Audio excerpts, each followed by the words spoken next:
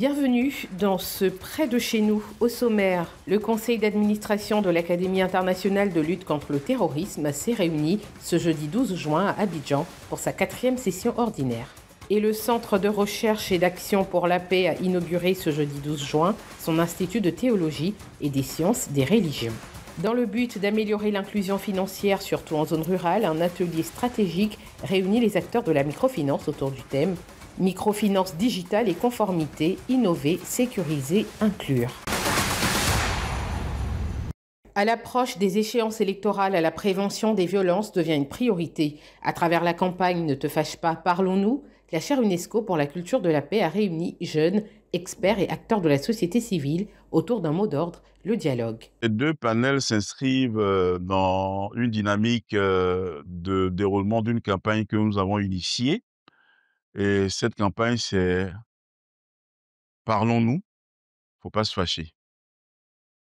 Nous avons commencé cette activité de campagne avec la dédicace du livre de l'ambassadeur de la culture de la paix, Nabil Adjami, sur les Libanais en Côte d'Ivoire, entre réalité et fantasme. La deuxième activité, c'est ces deux panels dont vous parliez. Et il nous a paru important de mettre en premier la question des réseaux sociaux, puisque c'est sur les réseaux sociaux qu'on entend tout, qu'on voit tout, qu'on lit tout, et on sent qu'il est important d'interpeller les uns et les autres, ce qui nous a permis de faire appel à des hommes de loi, à des sachants de la chose réseaux sociaux. Le deuxième panel sur les relations ou les alliances interethniques, à travers précisément la notion de Sananguya, pour montrer que les alliances interethniques sont un facteur de cohésion et qu'en utilisant cet élément, ce phénomène social, on est capable de désamorcer les tensions qui commencent à monter et qu'il ne faut pas laisser pourrir la situation. Un premier panel s'est penché sur les réseaux sociaux devenus à la fois caisse de résonance et terrain glissant pour les discours haineux. Le panel portait sur les réseaux sociaux, la violence et la paix sociale. Il s'agissait de réfléchir sur différentes thématiques qui tournent autour de l'incidence des réseaux sociaux dans la stabilité ou l'instabilité du climat socio-politique en Côte d'Ivoire. Ce qu'il faut retenir, c'est qu'il y a beaucoup de moyens de lutter contre les discours de haine. Et ces moyens-là peuvent plus ou moins avoir une incidence sur la liberté d'expression. C'est pour ça qu'il faut prioriser les moyens non coercitifs, notamment l'éducation, la sensibilisation et la formation. Le second panel a mis en lumière une pratique culturelle traditionnelle, le sanonkuya, ou parenté à plaisanterie, un moyen ancestral de désamorcer les conflits par l'humour et le respect des différences. Un retour aux valeurs locales pour bâtir un avenir électoral apaisé. Renforcer les capacités, coordonner les efforts, sécuriser les territoires. Autant d'objectifs qui étaient à l'ordre du jour de la 4e session ordinaire du conseil d'administration de l'Académie internationale de lutte contre le terrorisme. Réunis à Jacquesville ce jeudi, ministres, diplomates et partenaires internationaux ont fait le point sur les avancées et les défis de l'institution. Nous sommes à la 4e réunion du conseil d'administration pour évoquer un certain nombre de points en ce qui concerne l'activité l'année 2024 d'une part, les prévisions pour 2025 ainsi que les prévisions aussi pour 2026. Les choses se présentent bien et nous avons donc bon espoir que l'Académie ira de l'avant. Nous avons aussi enregistré ce qui est important à souligner, l'adhésion de la Suède, du Royaume de Suède comme membre actif. Il est fond de le souligner. Et je peux dire que nous avons indiqué que la direction générale a fait du très bon travail.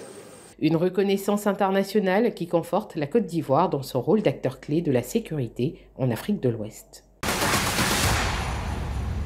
C'est une réponse éducative à une exigence sociale. Le CERAP a officiellement lancé ce jeudi son institut de théologie et des sciences des religions en présence du Premier ministre. Cette université est un grand pari sur le développement intégral, d'autres diront holistique, de la personnalité humaine fondée sur l'épanouissement ontologique. Ça, les grands sociologues sont là, ils vont vous expliquer ce que c'est. Ontologique, c'est-à-dire qui engage la personnalité humaine dans son fierté. L'Institut entend former des chercheurs, des penseurs, mais aussi des artisans de paix à travers une meilleure compréhension des faits religieux.